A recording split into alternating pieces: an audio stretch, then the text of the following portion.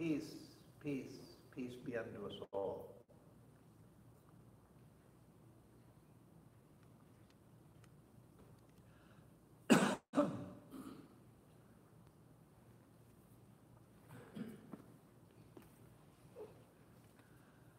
So, good morning. This morning the topic is maps of the spiritual life. Maps of the spiritual life. And so the topic is about the spiritual path itself, how we find the spiritual path, how we follow it. If I want to go from here to Austin, if I've never been before and I don't know the roads around Houston or the roads to Austin, then I need directions. And of course, the directions can be put in the form of a map, either verbally or diagrammatically. But I need to know the whole route to Austin, as well as the first step. I need to know whether going out of the driveway, I turn right, or out of the parking lot, I turn right or turn left, and what I do at the next intersection, and so forth. So I need to know the immediate steps ahead of me, and I also need to know the general path as a whole. The first step has no meaning except in the context of the goal towards which I'm going. If I get to the end of the driveway and see a passerby and ask, should I turn right here or turn left? Well, that has no meaning. Where do you want to go? So you have to know where you're going, and then the steps have some meaning. But also, of course, we all know that there's a huge difference between a map and the actual terrain. Maps are extremely helpful, necessary in many cases, but they are an abstraction of the actual terrain. And I'm sure some of you have asked people for directions, and some people just give very general directions as if you already know the way yourself, and just a cursory, well, go here and then go there and then go there, and that's it. Then other people will tell you, okay, when you get to the road out here, out of the parking lot, turn to the right, and then you'll see on your left a house. And after the house, there'll be a little street. You don't turn there, but you go and then you'll see another house. That doesn't mean anything. You pass that and you'll see a church over there. And there's a driveway. You keep going and you'll see another church over there. And then you keep going. On the right side, you'll see an automobile lot. And you get to the end and you get to a stop sign, and then you turn right. And then when you turn right, you'll see this and you'll see that. So many details that you can't possibly use them. So the problems with maps are they're often either too little detail or too much detail. And of course, the other problem with maps is if the person you're asking for directions doesn't really know where you're going, but they pretend that they know, and give you all sorts of directions, and then you find out after you follow them that this guy had no idea where I wanted to go. He just didn't want to say I don't know, so he made up directions for me. So all of those problems are there with maps. When we come to maps of spiritual life, we find the same thing. Of course, one thing we find that some people who have made maps of spiritual life, they've made the map without really having followed the map themselves or having come to the destination. And so the first thing that we want to be sure of in spiritual life is that we're following an authentic map, a real map, a map that actually was made by somebody who knows the terrain. And that, of course, we get by going to authentic sources. So we have to go to authentic sources for the map. Then we want to know also that the map is going where I want to go. Now, if I am a jnani and someone gives me a map of the devotional path, that's not going to help me, and vice versa. If I'm a Christian and someone gives me a Buddhist map, that's not going to help me much either. And so we have to get a map We have to get directions for the spiritual life from an authentic source. And we also have to be sure that it's going where I want to go. If my attraction is to the impersonal, then I need a map that will lead me there.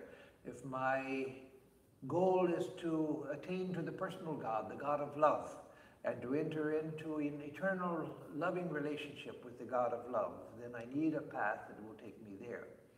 If I'm a Christian or a Buddhist or a Sufi or a Hindu, then I need also to have the appropriate map for the path that I'm going on. And so those are fairly obvious things that we have to be careful of first. And the most important of all of that is that we have an authentic map, that it come from a tradition which has produced saints, living saints, that has produced men and women of the highest divine knowledge, highest experience of God. If it's a path which has been tested by time, then we can be more confident in it. Excuse me. There are people who have had some sort of illumination, and I'm not talking about false prophets or fake people who make up their illumination, who say, oh, I had Nirvikalpa Samadhi last week or whatever, just because they want to be able to say that. But people who have had genuine spiritual awakenings and some degree of depth to their awakening. And I can mention someone like Eckhart Tolle, who obviously has had something. He's had some, I've never met him, I haven't even read his books. I've just seen a couple of short interviews with him, but I heard a lot about him. And from all that I know, he seems to be someone who has definitely had some experience. And from such a person, we can get some inspiration and some help. But also there's the time factor, that unless a teaching has been tested over time by different people, then we also don't really know how trustworthy that teaching is. Maybe it's a path that just happened to be one person's individual way that they got there, and the path may not be generalized to other seekers. And so there's a great value to spiritual tradition, to tradition in spiritual life, to finding a tradition which has been authenticated over and over again. So again, that doesn't mean that we can't get inspiration and some help from someone who has sort of found their own way there. Yes, there's no harm in that. But if we're actually going to dedicate ourselves to a path, then there is an added value in getting a path which has been authenticated in the experience of many people over a long period of time. And so these are the things that we need to be careful of. And then there's also, as I will mention from time to time as I go on with the details of the talk, there's a value to having a very simple statement of the path, because that we can keep in mind very easily. Simplicity is a great virtue in spiritual life, and it's a great virtue in intellectual life. In fact, so much so that in modern theoretical science and the theoretical aspects of science, they say, especially in disciplines like physics, theoretical physics, they look for simplicity in a theory. They look for elegance and they look for simplicity in a theory. The simplest statement which explains the most diversity. And so there's great value in simplicity, because simplicity has more power to explain diversity than a very elaborate theory. And so with spiritual paths, there's each person, in a sense, has their own path. Each of us has our own path. And even if we follow a traditional path and a traditional teacher, say if a particular teacher has 10 different dedicated full-time students, then each of those students will be following their teacher's same instruction in 10 different ways. And so the more simplicity there is to a system, the more generalized it is and the more applicable it is to all types of people. But another, again, coming back to the first point about simplicity, the main reason why simplicity is helpful in spiritual life is that it's very easy to keep in mind. In the Gita, Sri Krishna mentions in chapter 12, 20-something different virtues of a bhakta. And as has been said by commentators, those are spontaneously manifested. These virtues of a realized bhakta are spontaneously manifested in the life of a bhakta. They're not practices for the bhakta. But for us, these are practices. But how are you going to keep 20-something virtues in mind? You can't keep 20-something, okay, now let's see which one applies to this, which one applies to this situation, which one applies to that situation. Every moment you're called on to act, and you can't keep 20-something different qualities in mind in order to make decisions. So again, simplicity is important.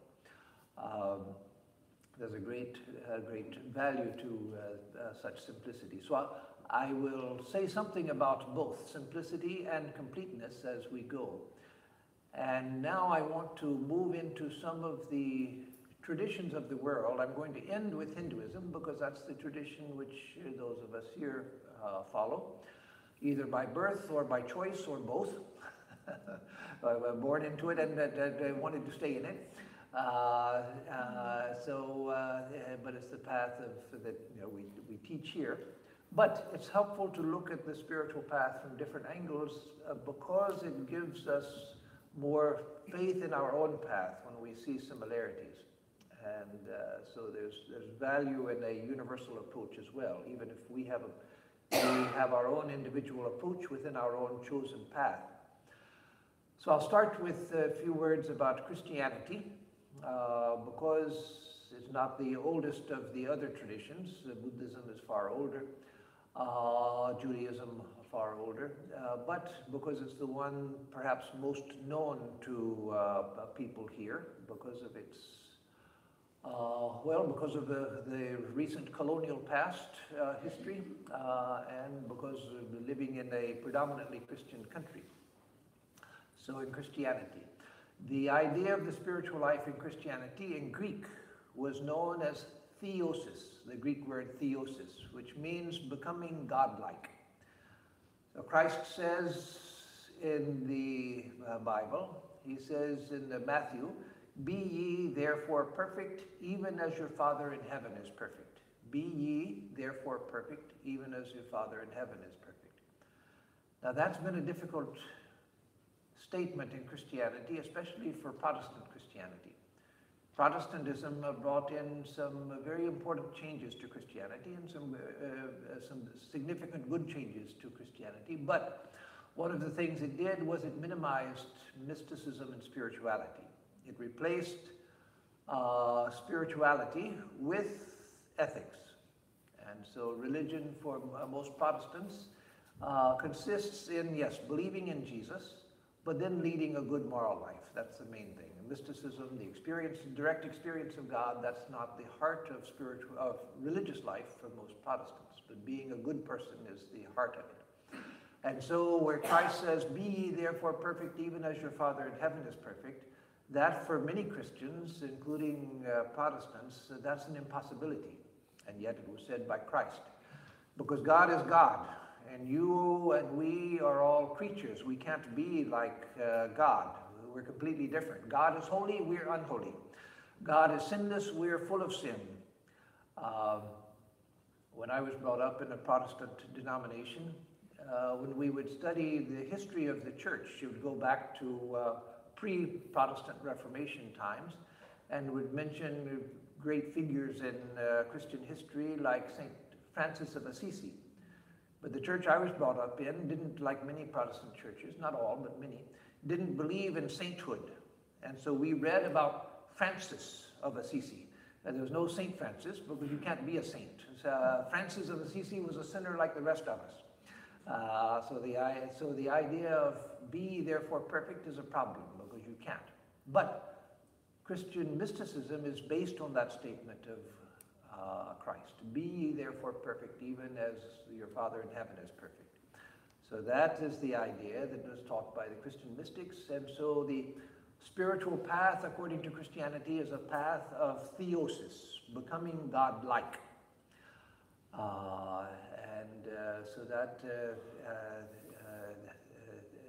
that path was divided traditionally in Christianity into three different stages. And these stages are universal, and that's why I mentioned them. It's to come to the spiritual life from different perspectives and different traditions, to see that the spiritual life is the simple spiritual life, or the spiritual life described in simple major steps, is the same across traditions. And so in Christianity, theosis had three steps. One was the via purgativa in Latin. Via purgativa, purga means to purge, the stage of purification. And that's the stage where you pray to God for spiritual qualities, and you try to fight against immoral tendencies within yourself. It's a stage of moral purification. It's like in the Yoga Sutras, the yamas and niyamas. Those are concerned with the via purgativa, the path of purgation or the path of purification, where you try to get rid of the things within yourself which hold you back from God, and you try to cultivate the tendencies which will take you towards God, that is, the godly tendencies. So you get rid of the asuric tendencies, and you try to imbibe the daivic tendencies, spiritual tendencies, as opposed to worldly tendencies. And so that was said to be the first stage. And once one has sufficiently purified oneself, not completely, but once one has gone through enough of the purification so that the mind is not constantly bothered by its wayward tendencies, but the mind is able to focus a little bit, then begins the via illuminativa, the path of illumination. That's the path where you begin to feel closer and closer to God. You begin to feel the possibilities of spiritual life. You begin, it begins just with ordinary people like us, where we're just struggling to begin the spiritual life. But we've purified ourselves enough so that the mind is not constantly harassing us, not constantly disturbing us. And so then with the via illuminativa, that takes us all the way to the end of spiritual life. But towards the end, there's a third step in the Christian spiritual path of progress, and that's the via unitiva, the path of union. So you begin with purification, then you come to the path of illumination, where the emphasis is no longer on getting rid of undesirable qualities and undesirable tendencies of the mind, but more an emphasis on cultivating spiritual tendencies. The mind is more able to be directed in a spiritual direction, and so now you cultivate that. But then as you go higher in spiritual life, as you go higher in the path of illumination, you get to the point where the mind wants to become one with God. And so that's where real mystical life begins, where the life of spiritual experience begins. When you begin to feel the actual presence of God and you want to dive into the presence of God and stay there. And so these, according to Christianity, are the three major steps of spiritual life. And many different teachers over the 2,000 years of Christian spiritual history, many different teachers have subdivided the path in a variety of ways. And so you find different schools of spirituality within Christian spirituality. You find differences between the Eastern Orthodox Church and the Roman Catholic Church. And within a particular tradition, like the Roman Catholic Church, you'll find different types of spirituality. You'll find the Ignatian spirituality. The path is described by St. Ignatius Loyola, the founder of the Jesuits. You'll find the path of the Spanish mystics, St. Teresa of Avila, the path of St. John of the Cross, the Victorine spirituality of the 12th century, excuse me, the 12th century in France. And so you'll find different descriptions of the details, but all of them follow this purgativa, illuminativa, unitiva.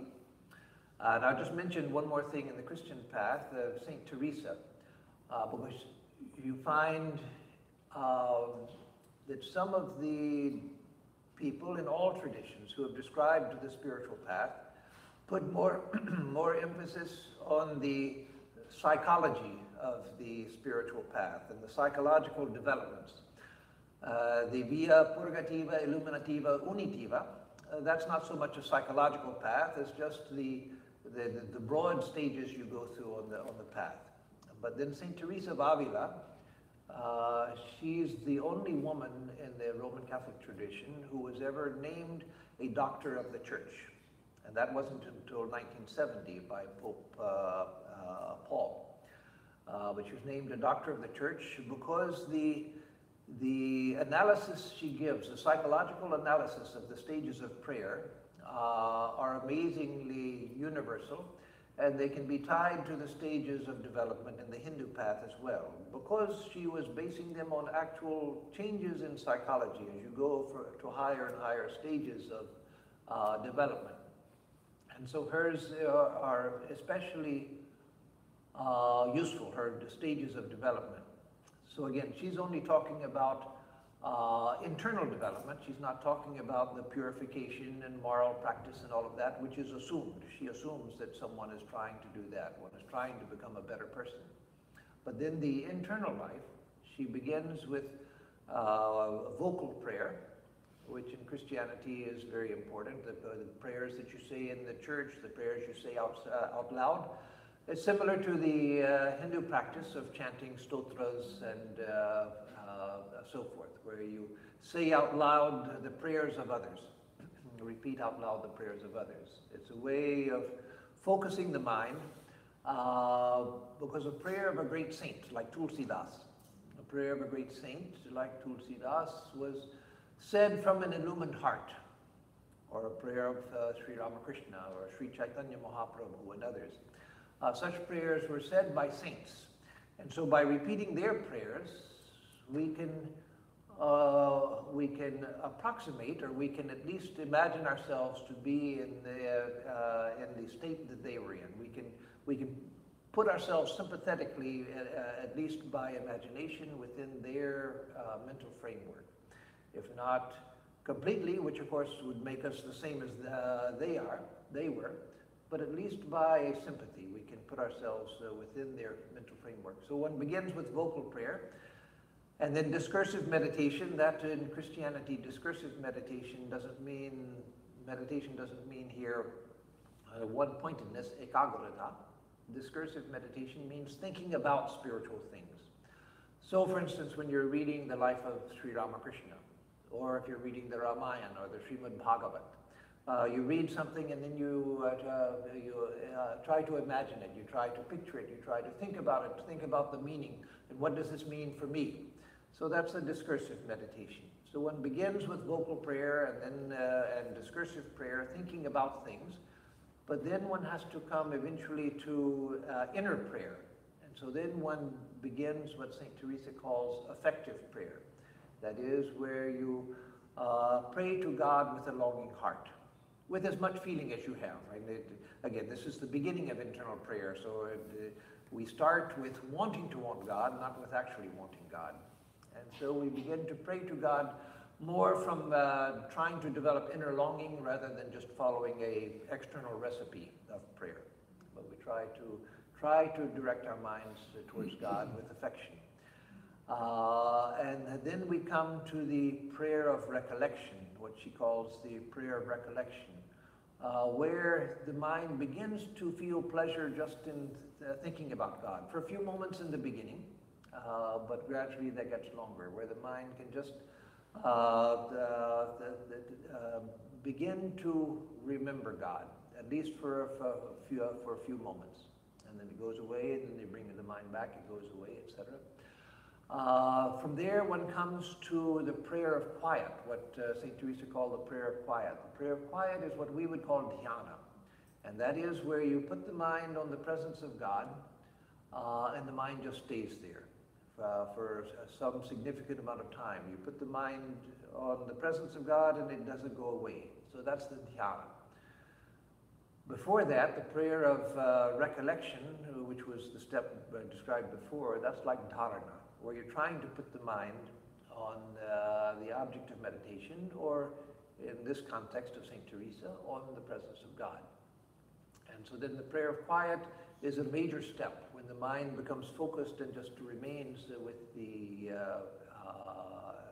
presence of God. And then finally comes the prayer of union. There are 3 stages of the prayer of union. I won't go into those 3 stages, but the prayer of union is different from the prayer of quiet. Again, the prayer of quiet is like dhyana. But the prayer of union are the stages of samadhi. The stages of samadhi, which is a spontaneous state. That's why she calls it infused prayer. That is, it's a prayer that only happens by grace. So samadhi, you can't force the mind into samadhi. The samadhi happens when something inside suddenly opens. The door has to be opened from the inside. It can't be opened from the outside by the ego. And that's true in Hinduism as well as in Christianity. That samadhi is a spontaneous state. You put the mind on the object of meditation, or here in this context, on God, with effort. And that's the prayer of quiet, where it becomes dhyana, where the mind stays there, but you have to use effort to keep it there. You're still trying to keep the mind there, and it stays there. But then samadhi is when all effort disappears. And it's like you put the mind there, and the mind just stays spontaneously. There's no will involved, no action involved. And that's why in samadhi, the mind remains there as long as it will, and then it comes back. You can't keep it in samadhi. It's a spontaneous state. And so this, St. Teresa calls the prayer of union. So she goes through these different stages, vocal prayer and discursive prayer, which is using the mind and trying to put the mind in a frame of prayer, and then recollectedness, where you try more internally to direct your mind towards God, not just your words and your thoughts and so forth. And then the prayer of quiet, where you actually find that the mind will stay with the object of meditation, and then samadhi. So again, this is St. Teresa of Avila's description of the mental stages in prayer. And again, the value of her description is that she was the one great teacher of Christian prayer who was completely psychological, and her stages are universal stages, which can be equated with the stages of other traditions like Hindu yoga and Vedanta. So this is, in brief, Christian mysticism. When we come to Jewish mysticism, many people don't even recognize that there is mysticism in Judaism, but there is. There's very highly developed mysticism in Judaism. In what Christians call the Old Testament, Jews don't like that term because the Old Testament means that, that was for people long ago, but now we've got the New Testament, which is for modern people. But for the Jews, the Old Testament is called the Torah. That is their scripture. And so in early Judaism, there doesn't seem to have been much mysticism. The thought was about the nature of God, but not much about the nature of the soul. And I've even heard Jewish rabbis who say that at the time of the Torah, there doesn't seem to have been a mystical approach to religion. It was external observance. Now, some would disagree with that, and I don't. So I'm not promoting that idea. I don't know enough to argue one way or the other. But that's stated by many Jewish rabbis themselves that early Judaism was not. They didn't have an idea of immortality. It was from dust you came, and to dust you shall return, etc. And it was just a practice of adoring God and trying to live according to God's law until you died. And when you died, that was it. But Judaism did develop in time a very highly developed mystical path. And there are two main traditions, mystical traditions within Judaism. There are others as well, but two main ones, the two big ones that are well known. One is the Kabbalah. Sometimes spelled with CH and sometimes with a K, Kabbalah. Kabbalah literally means tradition. And it's an ancient tradition within Judaism, going back at least to near the time of Christ. And followers of the Kabbalah say that it goes back to the beginnings of Judaism. It goes back to Adam, to the beginning of the world. But at least historically, it can be traced back to the early centuries of the present era. And the Kabbalah emphasizes knowledge and understanding, how to know God and divine things. It's knowledge-based and it's highly theological, and the emphasis was to understand the essence of things, not to understand the externalities of things, but the inner essence. What makes things the way they are from the standpoint of divine law? What is the spiritual basis of things? What is the essence of the human person? What is the essence of the world? And so forth. And so there were three streams within Kabbalah. And one stream was theosophical, you could say, or speculative, that is trying to understand through the intellect the laws governing the universe. In this system, mystical states were recognized, but that wasn't really the goal. If they came, well and good, but the goal was to understand. That is, to have a deep understanding of the way the universe works and the way that God works and the way that the human being works. A second stream was meditative and eventually ecstatic. That is, it emphasized meditation and the internal experience of higher states. And so that's really mystical Kabbalah. And then the third type was magical. That is, in Kabbalah, they developed many, it was like much of the tantric tradition in India, where they emphasized magic.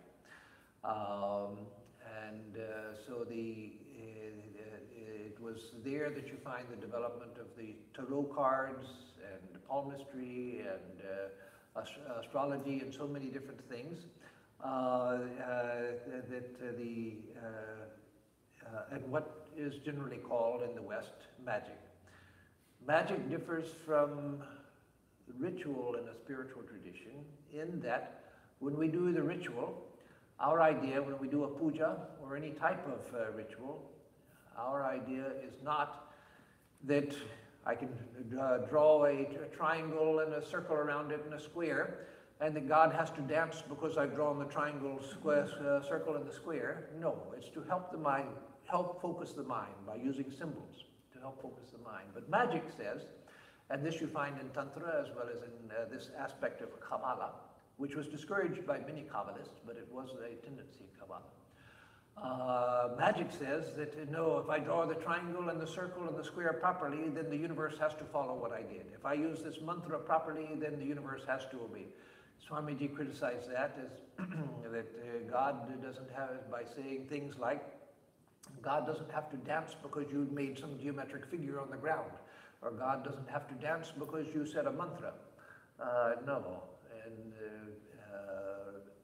spiritual terms, we do all of that only to focus the mind. Symbolically charged actions, mudras, words, geometrical figures and so forth, yantras, etc., in order to focus the mind. But in Kabbalah, they had these three streams, the speculative or theosophical, the mystical, and then the magical. So that was Kabbalah. But then there was a movement that started in Eastern Europe, and I think it was in the 17th century, maybe 18th, but I believe the 17th century, Hasidism. Those of you who have seen, I don't know if there is a community here in Houston, but in New York City and Brooklyn and places around New York City, you'll see the Hasidim. They wear the felt hat, black hat, and they have the curls down the sides of their cheeks and so forth. They dress in a peculiar way. Those are the modern Hasidim. But Hasidism started as a movement rejecting the formalism in Judaism, where much of Jewish observance was following the law, the letter of the law. The Bible says to do this in this way, so you do it this way. Much like Brahminical religion in India, where the Brahminical traditions specified everything that you were to do and exactly how you were to do it. And so in Judaism, they had that also. So Hasidism started as a movement of simplicity and simple love for God, the primacy of love over the intellect. And it's a very beautiful tradition. As it exists today, it has itself most often degenerated into a formalism. But it started as a joyful movement, stressing the joyful awareness of God in everything, the presence of God everywhere, the joyful awareness of the presence of God everywhere, and the joyful awareness of a loving God. And so it was a wonderful, beautiful, ecstatic sort of religion which developed in Judaism in Eastern Europe. Sincere prayer to them had two stages. One was devekus, that is clinging to God, and the other was called bursting into flame. That is, when you attain to ecstasy, you burst into the flame of love. Now you become love itself. And so there you find, in Judaism, a highly developed mystical path. Now in the Sufi tradition of Islam, first it should be mentioned that the Sufis don't think of themselves as a special group of Muslims generally. Nowadays sometimes they do, but that's a modern thing. Sufism was just internalized Islam. It was the mystical aspect of Islam. Suf, as some of you may know, the word suf, from which Sufi comes, is an Arabic word which means wool. And that was after the type of cloak that many of the early Sufis wore, a woolen cloak. And so those who wore those cloaks were called Sufis. So it wasn't considered a separate movement or sect within Islam by the early Sufis. It was considered those who tried to follow the inner dimensions of Sufism. And there's a mistake often that we make, Hindus make, and even it was made by Swami Sharadanandaji and the great master in a footnote. He said that Sufism was a mystical tradition that resulted in Islam when Islam came into India. But no, the Sufi tradition goes back before Islam ever came into India. Rabi'a and other great Sufis. Rabi'a lived in the early 800s. And so that was a very early tradition, and the Sufis trace their tradition back to the Prophet Muhammad himself, that he was the first Sufi. And so Sufism is a wonderful tradition which many of you know something about it because it was very prevalent in India.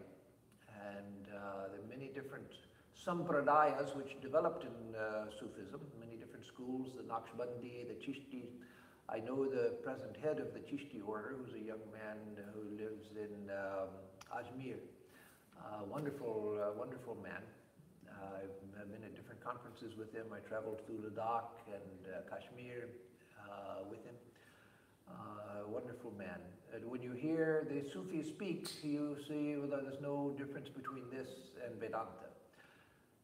And among the Sufis, as within any tradition, including ours, among the Sufis you'll find some who are very orthodox, and then you'll find some who are very liberal. You find a whole spectrum. But among those Sufis Sufis tend to be liberal, not all of them are, but they tend to be liberal, and among those who are liberal, you find that they have no problem with Hinduism and with Vedanta. I know Sufis from Pakistan who the first thing they wanted to do when they came to India for the first time was to go to the Ganges and to salute the Ganges. And they wanted to go to, what's the name of it? Guha, where Purushottamananda lived. Vashishta Guha in the Himalayas. They wanted to go there and to sit in meditation. And they've read the Vishnu Purana and the Gita and the Upanishads and so forth. So among the Sufis you find a great, among many Sufis you find this great openness, the liberality which comes from spirituality. So the stages of the path of the Sufi, different teachers gave different descriptions as in all traditions, but in general the first stage of the path for Sufi is the purification of the nafs. Nafs means self. But just like Atma in the Upanishads, later the Atma came to mean the Supreme Spirit. that where the supreme truth about ourselves, that which we really are. But in the Upanishads, this body is the Atma, the mind is the Antaratma, and the self is the Paramatma. And so the Atma just meant the self. And so if you thought the Atma was the body, then the body was your Atma. Or for someone who was mental, the mind was the Atma. And so in Sufism, nafs means the self. And so the purification of the egoic self, where we begin. But then after the purification of the egoic self, that purification there means purification from its sensual tendencies, the tendency to keep the mind in sensual things, in sensuality, and physical sense-based experience. Then comes purification of the heart. So after the mind can be free from the senses for some time, I don't mean by completely dropping the senses, but it's not preoccupied with sense objects all of the time, then we can start the purification of the heart. And purification of the heart means getting rid of the preoccupation with the world and our worries and our sorrows and so forth. That's the purification of the heart. And then emptying the sir. I don't know Arabic, and so I don't know the proper pronunciation of Arabic words, but what is spelled S-I-R-R in transliteration, sir or sir or whatever, however it's pronounced. But it refers to what we in Vedanta call the buddhi. So you begin by purification of the lower self, the egoic self, from sensuality, then purification of the heart from preoccupation with the world, and then purification of the buddhi, emptying the buddhi from everything that takes the mind away from God. That is, getting rid of everything from the mind that keeps it from going towards God. And finally comes illumination of the spirit. So that among many Sufis, the ultimate goal is the dissolving of the nafs into the light of God. So there's no separation between self and God. They're beautiful poems written by great Sufi mystics, like of course the famous Rumi and Hafiz and others about this process of the disappearance of the self into the divine. I wish I had one of them memorized, I don't. But paraphrasing it, Rumi asks, what have I ever lost by dying? I was mineral and died and became vegetal. I was vegetal and died and I became animal. I was animal and I died and I became human. Human and I died and I became divine. And so what have I ever lost by dying? So the idea of the death of the self is the highest blessing. With the death of the self, then there's no separation between oneself and God. As a Pakistani Sufi told me some years ago at a conference in Nepal, he told me that according to his school of Sufism, to say that I am God is blasphemy. To say that I am God is blasphemy. To say that I am not God is even worse blasphemy. Because to say that I am not God means that there is something other than Allah. So to say that I am God is because it's the nafs which is speaking, the ego which is speaking. And to say that I am God is to identify God with the ego. But to say that I am not God is to separate myself from God. And so the idea is that there is nothing but God. But that the ego has no claim over that. The ego has to die and then God alone remains. And so that when in Vedanta, when we say the Aham Brahmasmi, I am Brahman, that's what we mean. So again, you see a similarity here with the other traditions, the Christian tradition, the Jewish tradition, this similarity with the purification and the illumination and then the union. And of course in Buddhism you have the idea of the Noble Eightfold Path. That's well known, so I won't go over that. Let me just mention briefly, and then I'll come to Vedanta. Mention briefly the 6 paramitas, the 6 excellences of Mahayana Buddhism. The Eightfold Noble Path, the simple statement of the spiritual path according to Buddha, But in Mahayana, the importance of the Eightfold Noble Path was replaced with the 6 paramitas, the 6 excellences. And they come in 3 pairs. The first pair is Dana, Shila. Dana and Shila. What is the Sanskrit words? Dana, charity, and Shila, moral, ethical living, ethical purification, moral purification. And so you begin by charity to others and moral purification of yourself. So your attitude towards the world should be one of charity, and your attitude towards yourself should be one of self-control, moral purification. It's notable that Swami Vivekananda, when he spoke about the training of brahmacharyas in Belar Math, his original idea was that first those who want to join this mutt must spend 2 or 3 years serving the poor and needy. And then when they have developed unselfishness and an open heart, then they will come and begin to study the scriptures and so forth. So that was the Buddhist idea, that first dana and then and shila, charity and self-control.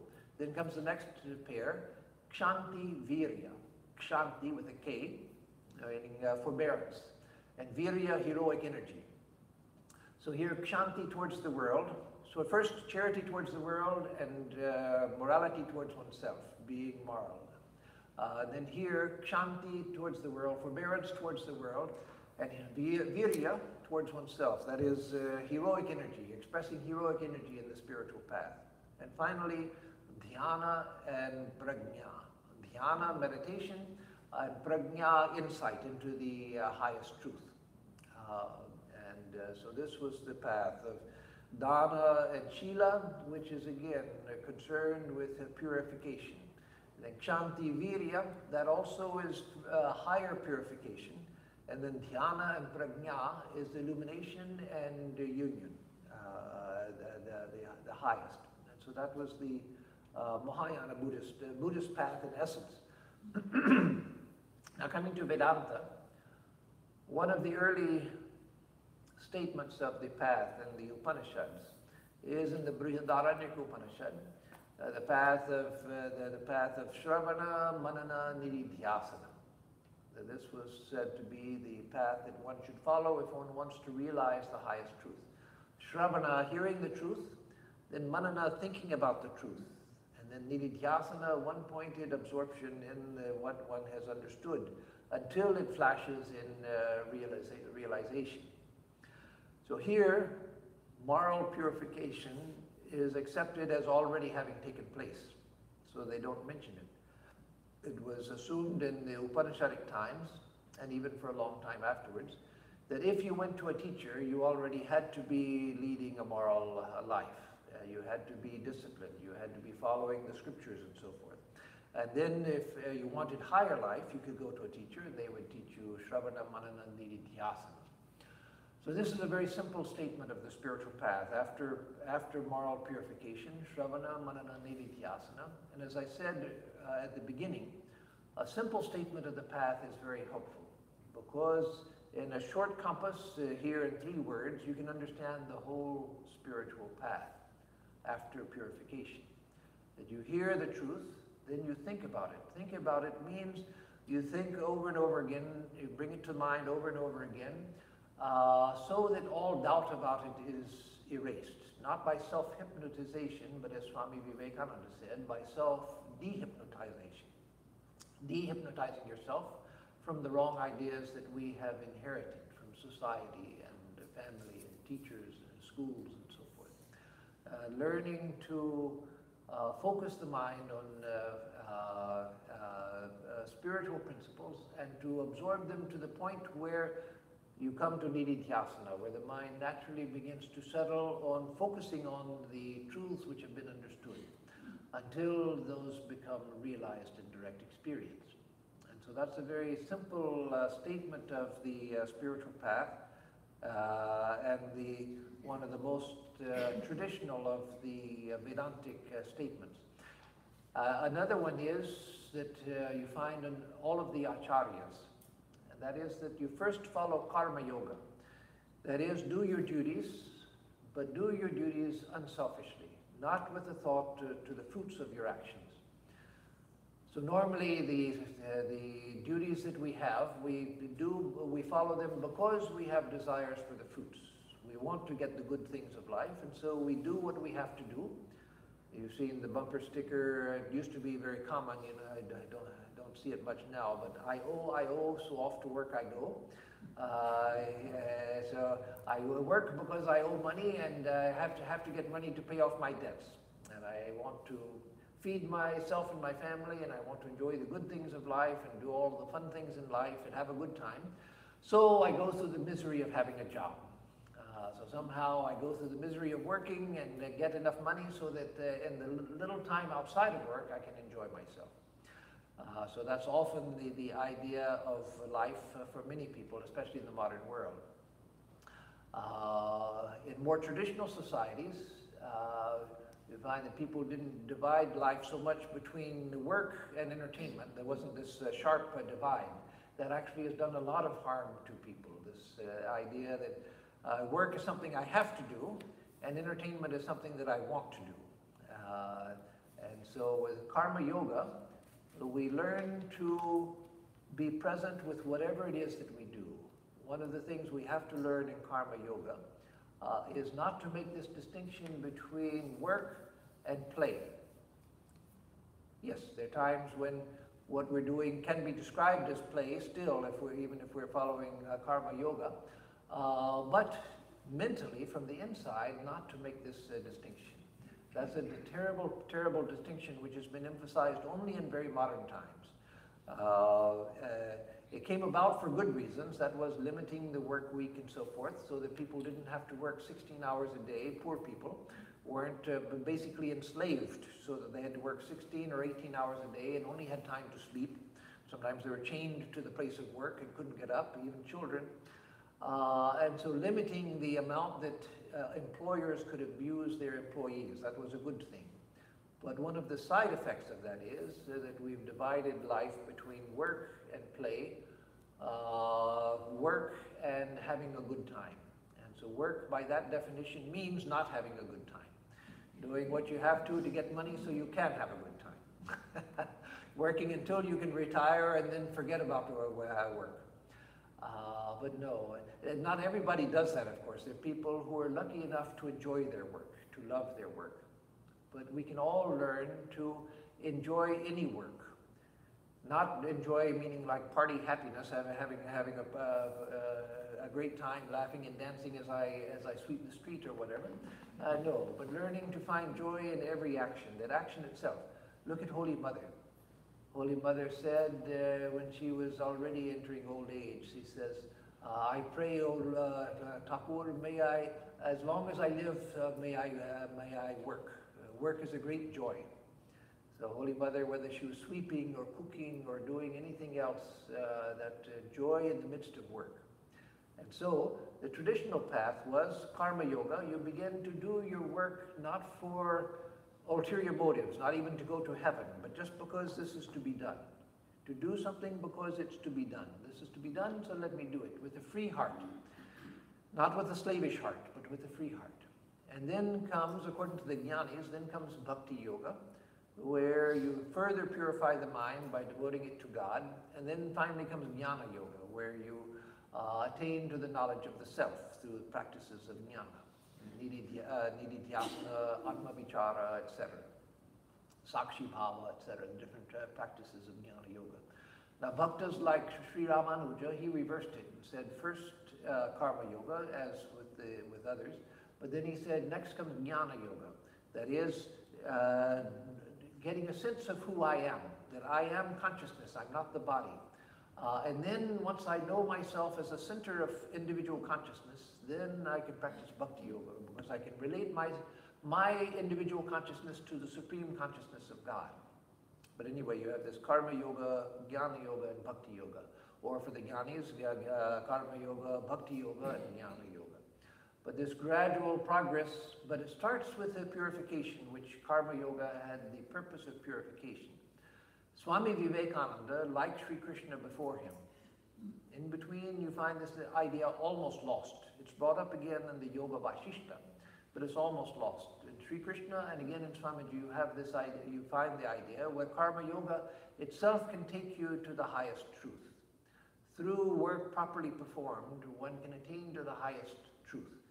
Not as a fruit of the action, because all action is limited and the fruits of all actions are limited.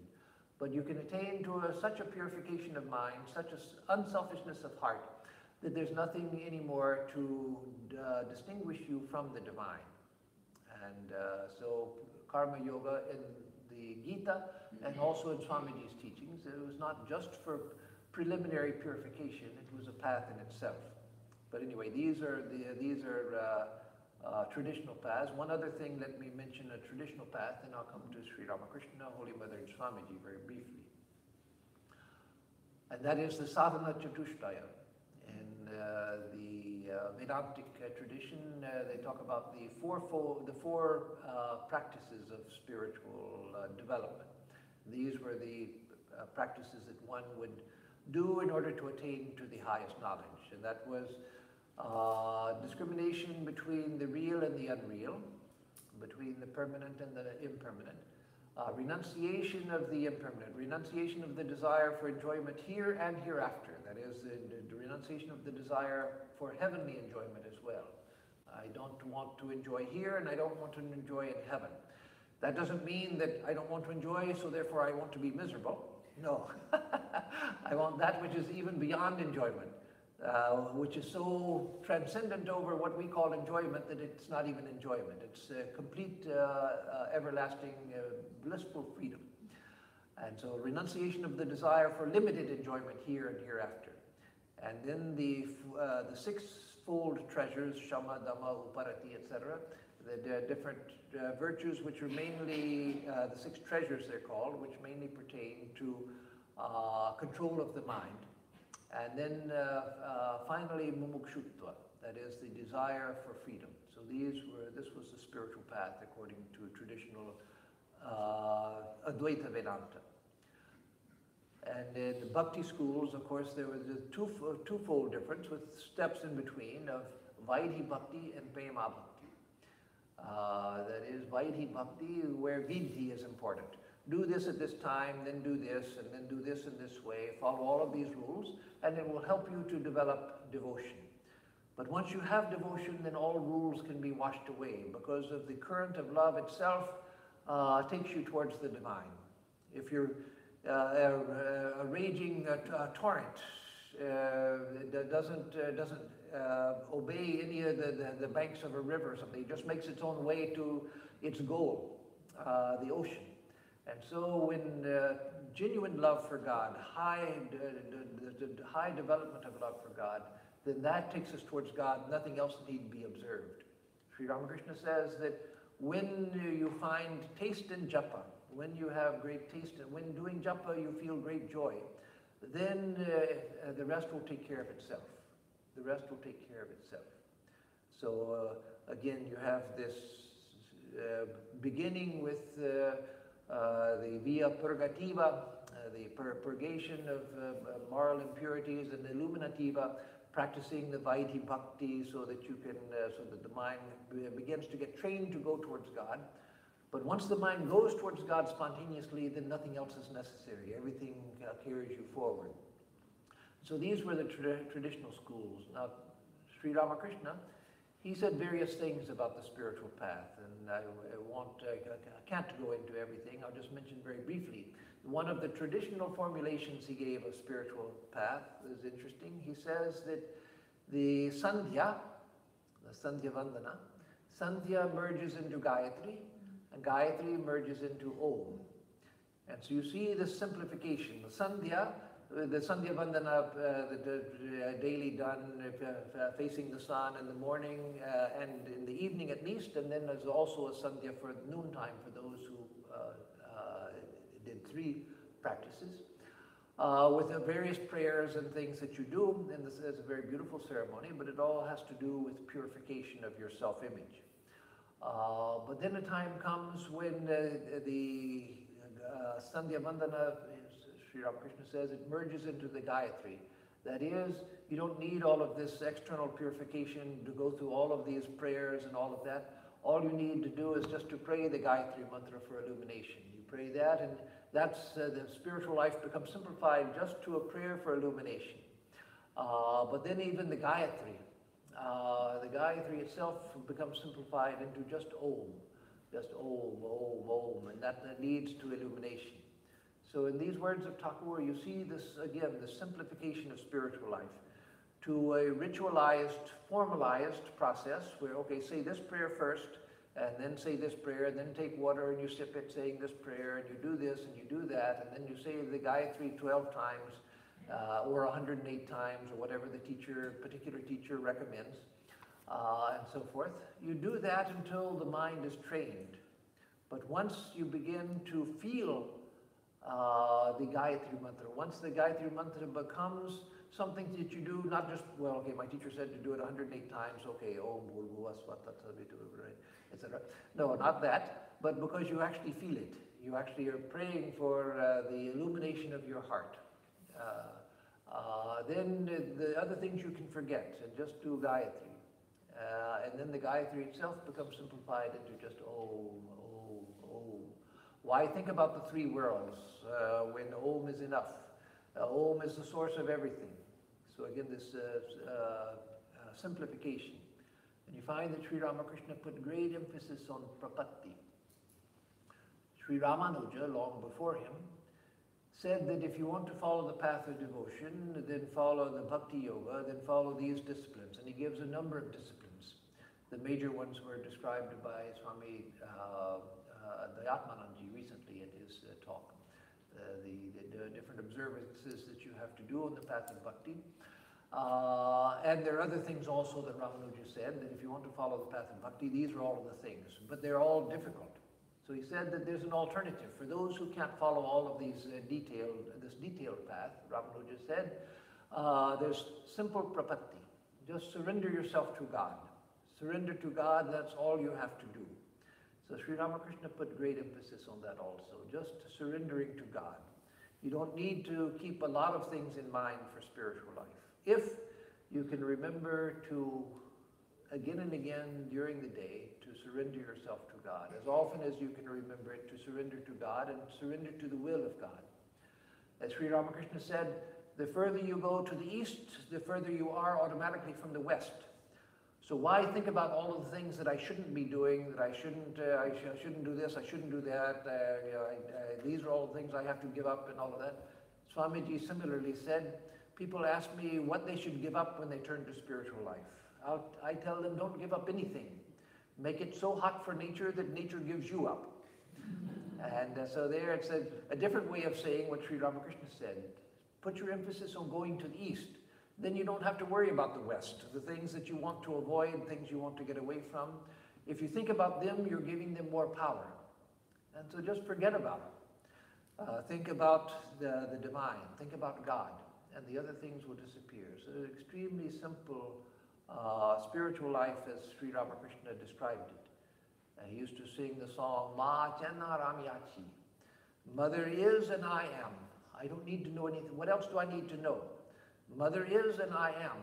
What else do I need to know? So again, such a simple statement of spiritual life. Now, a simple statement of spiritual life is effective when we can be simple. Our problem is that we're not simple. We find it difficult to be simple. And so complicated spiritual life is for people who want to be complicated. But as soon as we can learn to be simple, then give up the complications of spiritual life. If you like to do puja, do it. Puja is a wonderful thing. But if you don't like to do puja, you don't have to do puja. Do it if you find benefit from it. If you don't bother with it. Do what helps you think of God. If offering flowers and incense, offering plate and things helps you think of God, good. It's a wonderful practice. But you don't need that. If it helps you, then do it.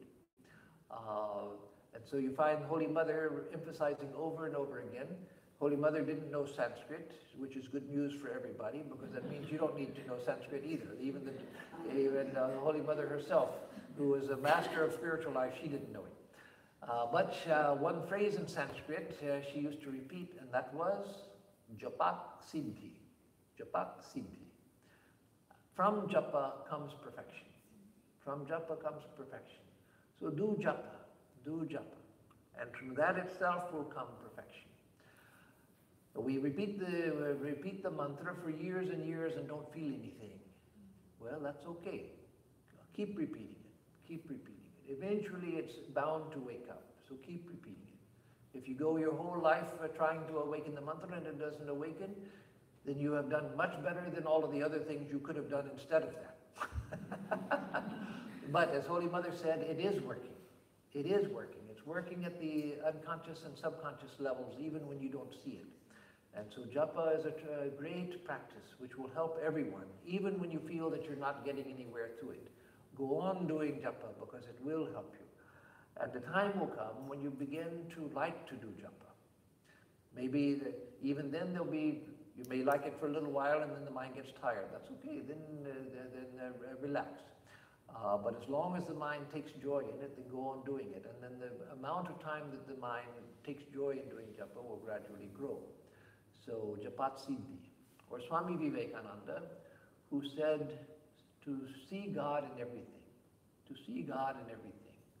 Why build temples and make murtis when God is present before you in everything that exists?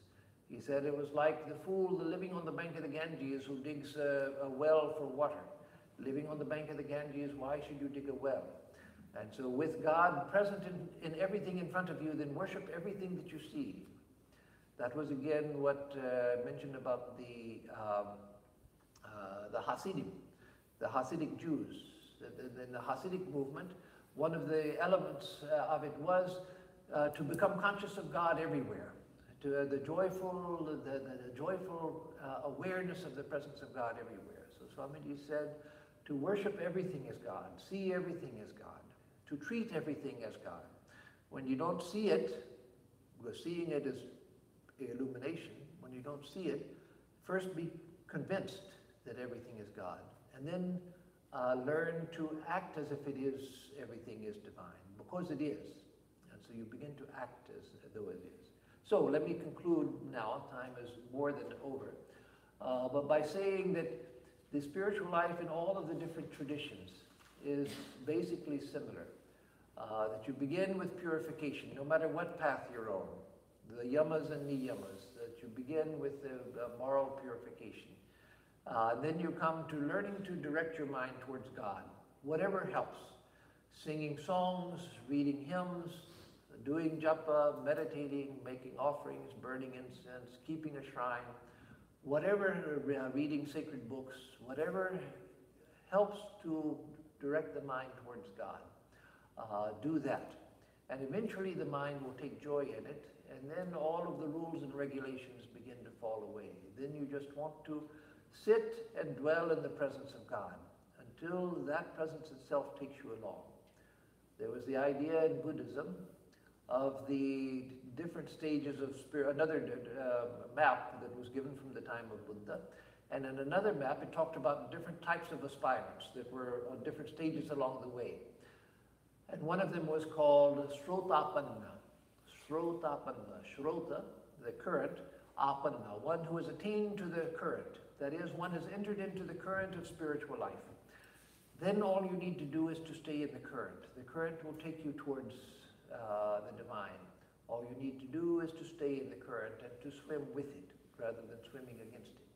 And so this is a very blessed state when one gets to a point where one feels that now I'm being carried along. Now I'm being carried along.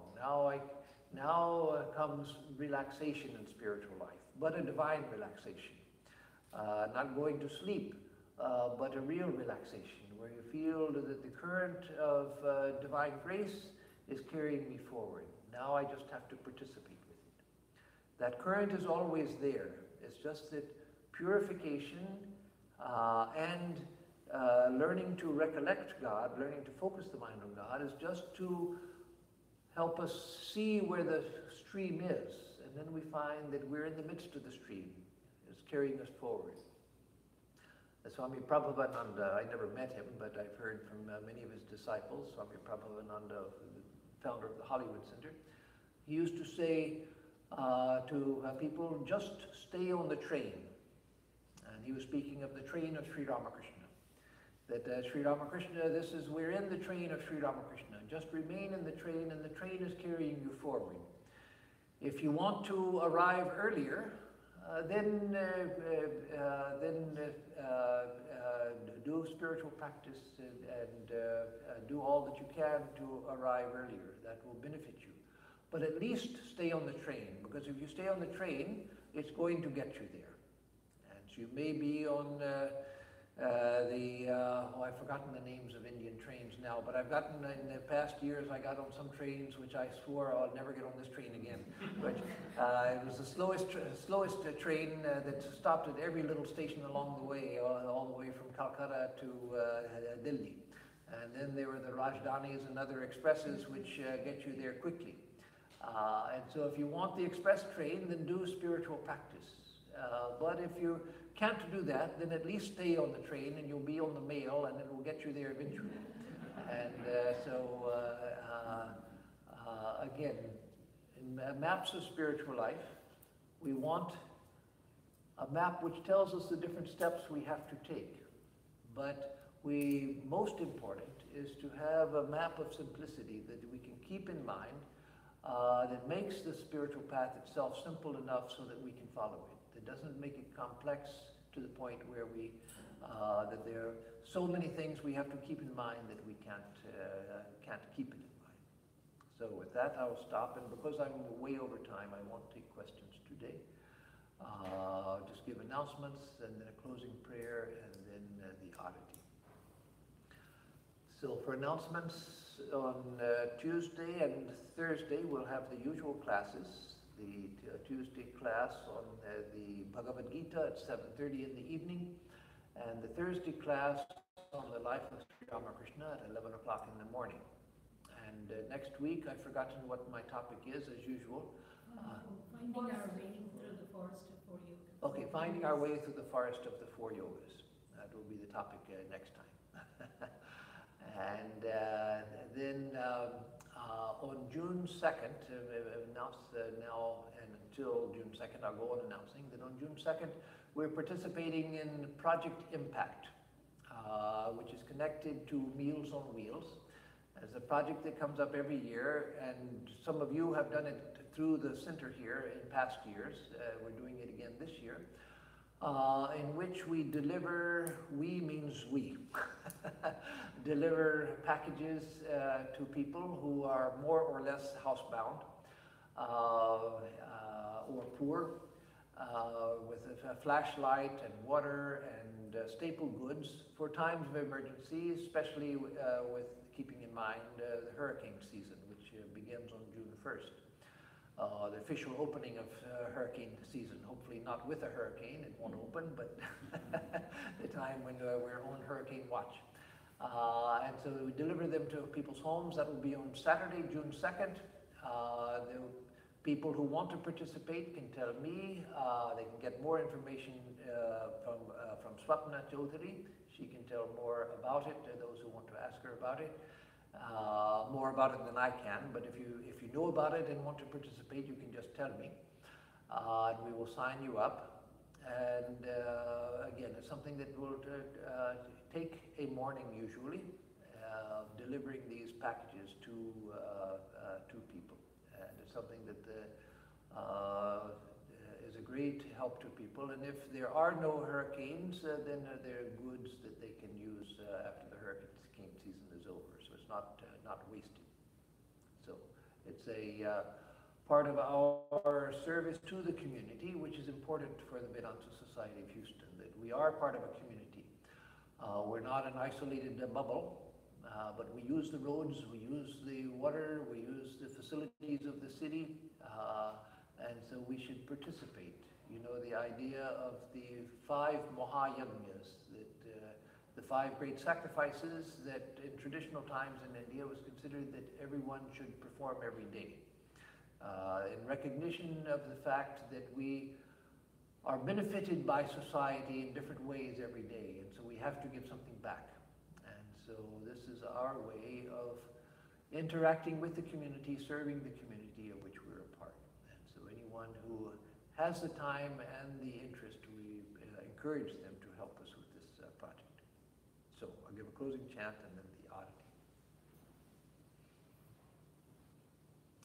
Om madhuvatartayate madhuksharandhi sindhavaha madhvirna santoshadhihi madhunaktamutoshasi madhumatparthivagum rajaha madhudyarastu nah pita madhumandho vanaspatir madhumagum astu suryaha madhvirgavo bhavandunaha.